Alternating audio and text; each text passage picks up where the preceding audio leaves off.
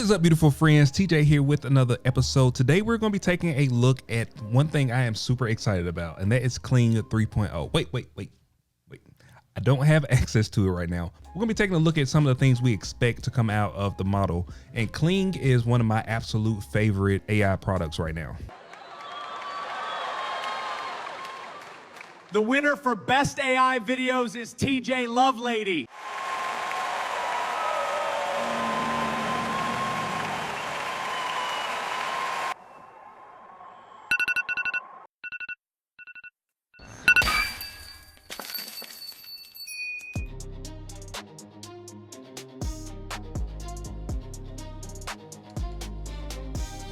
Now, when Kling 3.0 drops, it is going to be available on Hicksfield, and I'm absolutely loving Hicksfield right now because I am creating some crazy stuff. Now, Hicksfield has been my go-to for cinematic video, especially this Cinema Studio. I have been using the Cinema Studio for quite some time. You can see I have millions and millions of generations. Everything is all in one place. You can do everything from image to video. They also have apps where you can actually do different things like shots and transitions and behind the scenes and what's next. So Hicksfield has been a godsend for having all of the greatest AI models all in one place. Some of the things that Hicksfield is teasing with the Kling 3.0 is that there are going to be longer clips. So right now you can only create clips up to 10 seconds. You know, you can do 5-second clips or 10-second clips. So having longer clips is actually better for creating a cohesive scene. A lot of times when you're prompting for a scene, you can kind of max out the amount of actions that can happen in that scene. So sometimes you have to create two different scenes to make one cohesive scene. So sometimes it's hard to match up those two scenes when they're two separate generations.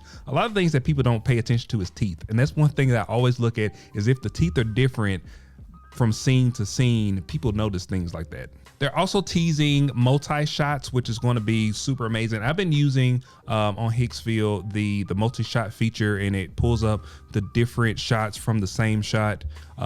So maybe this multi-shot is going to be more of a scene or a story versus just having multiple shots of the same scene. I like having multiple shots of the same scene. That's actually helped me a lot with character consistency and camera movements. So hopefully we'll be able to do that within Kling, and Kling has been killing it with these updates, y'all. If y'all have not been on Kling or been using Kling, it's been like crazy, some of the updates that they've had. Also, there's probably going to be improvements to native audio and also perfect character consistency. So we'll take a look at elements here in just a minute on Kling, but the character consistency within Kling is so like great. So what you can do is you can actually create a character on Kling with elements, and then you can create a prompt and you can add that character, and that way every time that you are creating a scene with that character, you don't have to upload like a starting reference image. You can just upload that element, which is that character. Also, it's really good for having multiple characters in the same scene because you can add this character, you can add that character, and they'll interact with each other. So I've done this on a couple of the baby videos, some of the Martin videos. Also, I've done this with the Brass and Neon. I've done some scenes where I have two characters interacting with each other via the Kling 01 element model. Also, they're saying there's just the tip of the iceberg, and it looks like they're teasing something here with this image. So this image of this eye is like a macro shot, and it's almost like shot with the Laowa lens. If you know what the Laowa lens is, it's just like getting these really cool close-up shots. And Kling has not been able to do this. This is something that I've been able to do in Hicksfield with the Cinema Studio, but Kling, you can't really get these macro shots. So maybe they're teasing being able to get these really tight macro shots within Kling. So these are also some other things that we may get out of Kling 3.0, and that's going to be a focus on native audio. Now, I know with Kling 2.6 they introduced the native audio, so I can do a prompt and I can tell it to make the character say something.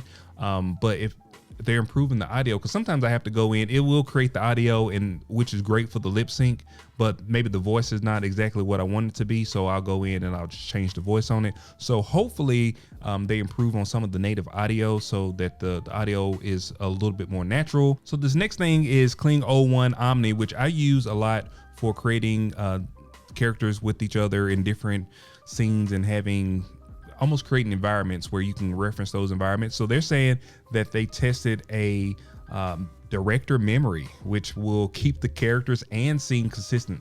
So a lot of people don't realize that a lot of times when you have characters being consistent, there's not a lot out there to really get character consistency, and they have been improving these models to where the characters will look like who they are.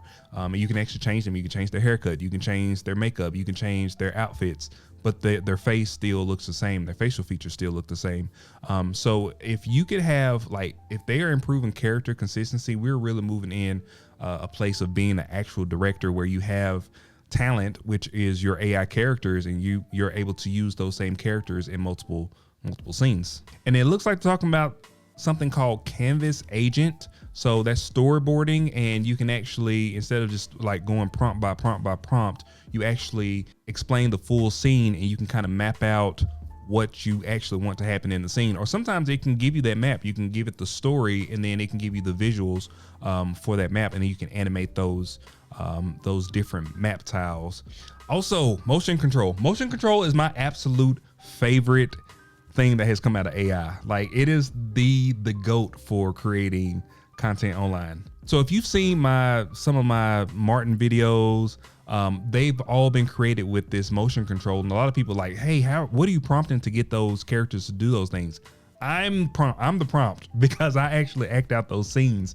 So I'm behind the camera, I'll act out a scene and I'll upload it, and normally it does really good with the length of video that you can use. Now, it used to be 10 seconds, and they've increased that, I believe, now to 30 seconds, but they're saying it could be up to 30 seconds of high difficulty physics in one take. So, you know, if you're a person that wants to dance online, but you don't actually want to be yourself, like dancing online, you can actually create a character to dance online for you. Or if you're acting out different scenes and you want to have characters act out those scenes with different characters, but you're going to be the person that's going to act out all those scenes or act out all those parts, you can have multiple characters and act out all those parts. And with 30 seconds, that's a game changer, because for me, like when I'm doing a video and, you know, let's just say it's a 1.5-minute long video. It doesn't sound like a long time, but when you're having to do it in 10-second chunks, it does end up taking a lot more time, because now you have to act it out in 10 seconds. And it may be a piece of dialogue that you can execute in 30 seconds, but you haven't been able to do that with motion control. But hopefully we're getting at those 30 seconds, because that'll be great. So we're going to take a look at Kling 2.6. I went ahead and uploaded a reference image of myself as Cyclops sitting at the Grammys, and I am about to accept my beautiful, wonderful Grammy here. So I put in a prompt basically just saying, hey, it's a packed Grammy house and I'm going to win the award, and I'm going to stand up and people are going to applaud for me. I did choose audio on, and this is going to cost 20 credits to generate. This is a 10-second generation. You can do 5-second generations or 10-second generations.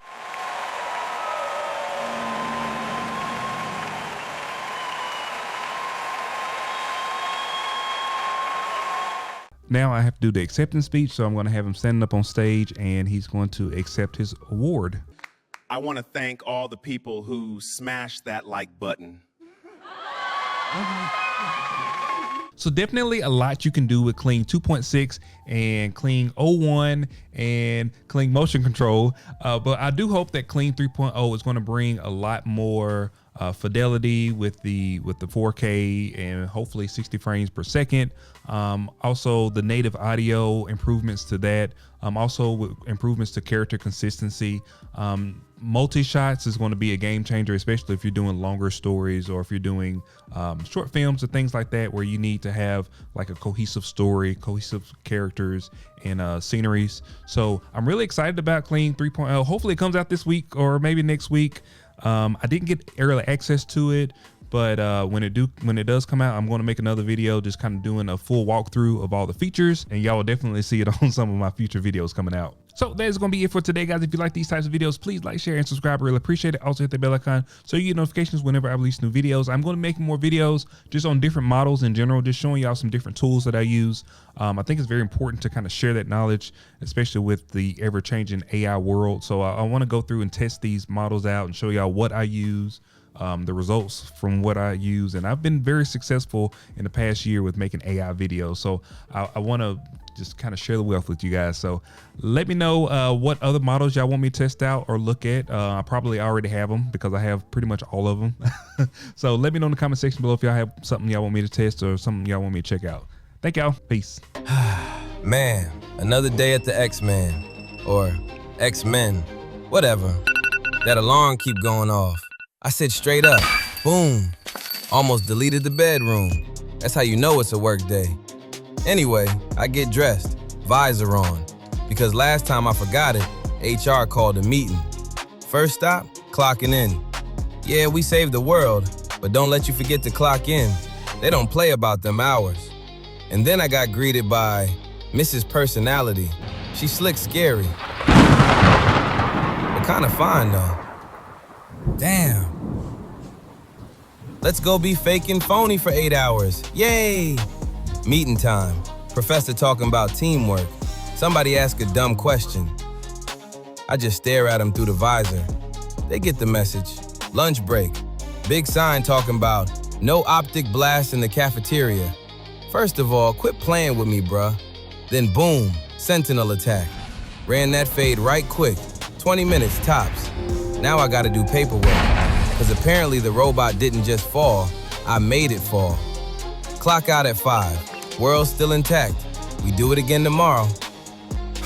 Shit, I need a raise.